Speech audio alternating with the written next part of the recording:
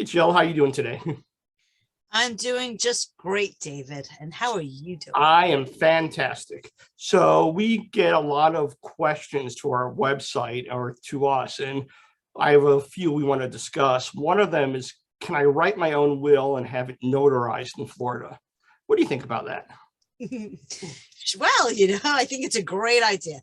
I think you should draft your will. I think you should just get it notarized. Forget about those two witnesses that you need, because then it just means more work for us. And David, you and I, wow, how much we charge for a probate now? A lot more than we would charge for a will. Jill's obviously joking because what happens is if you write your own will, a will in Florida needs two witnesses. So if you write your own will and you just have it notarized, the notary maybe could be one of the witnesses, but it's not a valid will.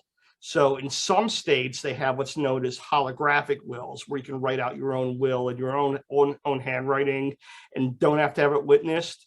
Good luck. It's not valid in Florida. So, Well, you can write, okay, but in Florida, you can write your own will in your handwriting as long as there are two witnesses. Now, here's the interesting part. You don't need a notary. Isn't that correct, David? that's absolutely true. A will does not have to be notarized, but it does have to be signed in the presence of two witnesses who have to be in the presence of each other. So the testator, the person signing the will, the two witnesses all have to see each other sign.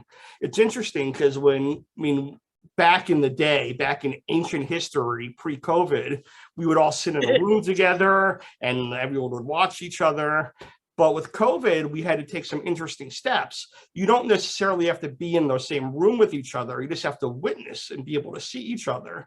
So what we were doing in COVID is we have a conference room and there's a big, wall length window, and people would stand on the other side of the window and one would be in the room and they can see each other sign.